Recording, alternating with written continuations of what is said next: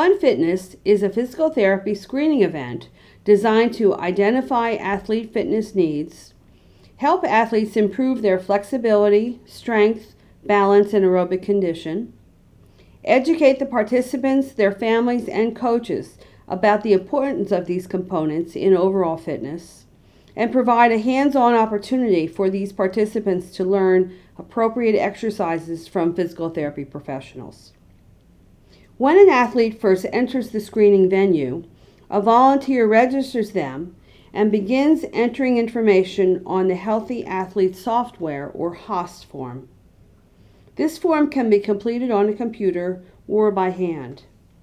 It is critical that all registration and screening information that is entered on the form be complete and legible.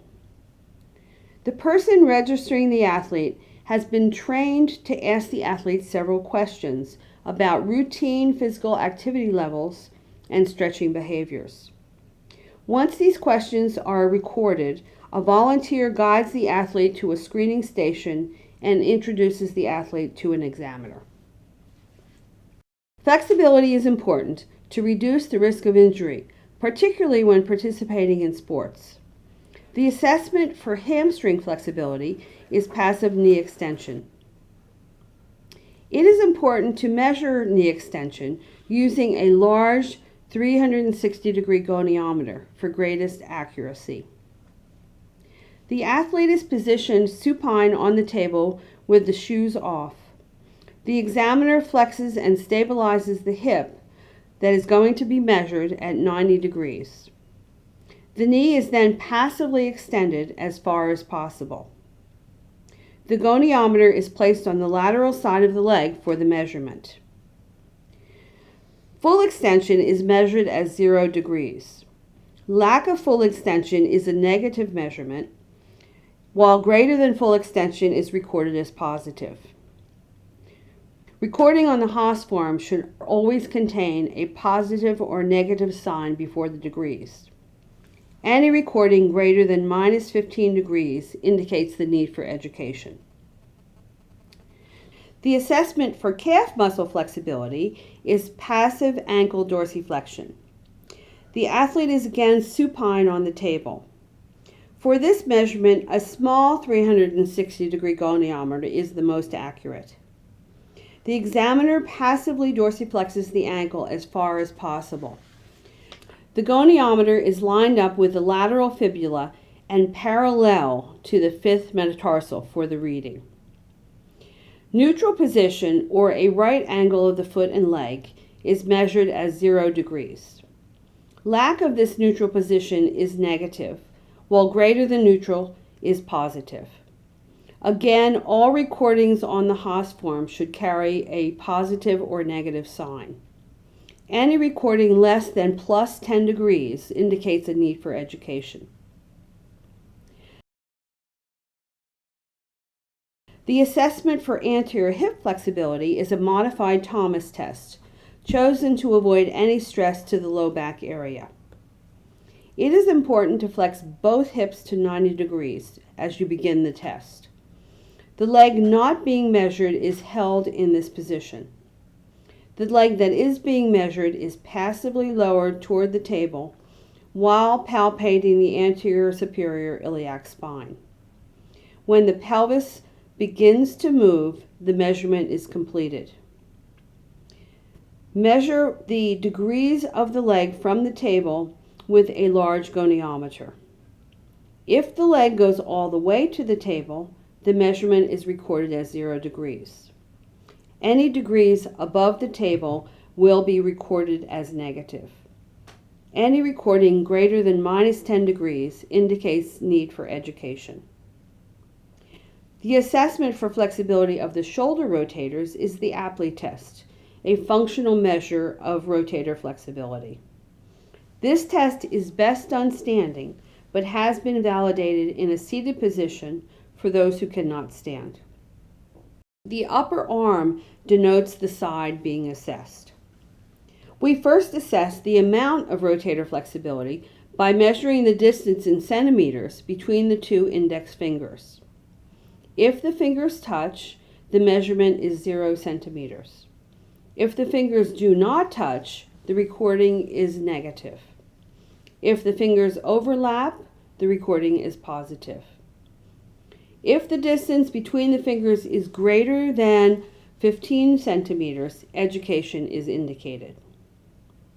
We next assess symmetry of rotation to determine if both arms rotate equally toward a midpoint, or T7. The position of each arm is assessed. The arms are then reversed, and the measurement of distance and symmetry is repeated on the opposite side. If the arm rotates to approximately T7, it is considered within functional limits. Rotation beyond T7 is greater flexibility than normal. If either arm cannot rotate to T7, it is less flexible than normal. Strength is very important for daily life skills and athletic competition. Tests for strength that are included in this screen are for athletes who are both ambulatory and in wheelchairs. The time stands test assesses leg muscle strength, specifically the hip and knee extensors. The athlete should be seated in a straight back chair that is braced so that it will not move. You can accommodate for athlete height differences by using a piece of wood under the feet or on the chair. The athlete is requested to move from a seated to standing position 10 times without the use of the hands while being timed. If it takes longer than 20 seconds to perform 10 sit-to-stands, education is indicated. The amount of time that it does take to do this 10 stands is recorded on the Haas form.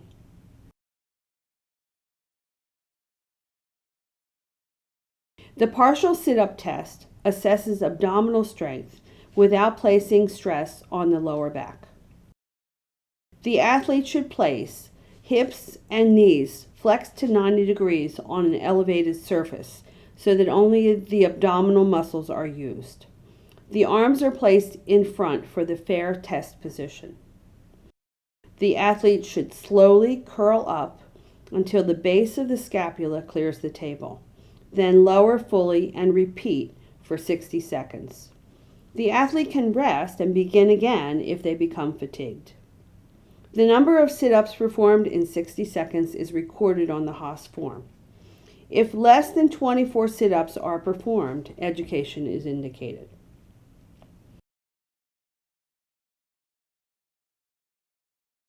The grip test has been included as research has correlated grip strength to upper extremity functional status. We use a self-adjusting version of the JMAR hand grip dynamometer that permits wrist rotation and adjusts for hand size.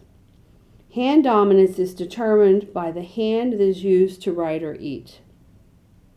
The test is then done in the seated position with the elbow bent to 90 degrees.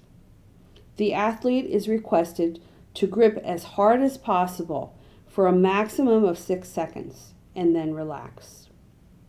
3 trials are taken on each side, and the highest result is the one that is accepted. Normally, one side is done, then the other side is done so the initial side may rest. The dial marker remains on the result for easy recording in kilograms. The results are then compared to age normals.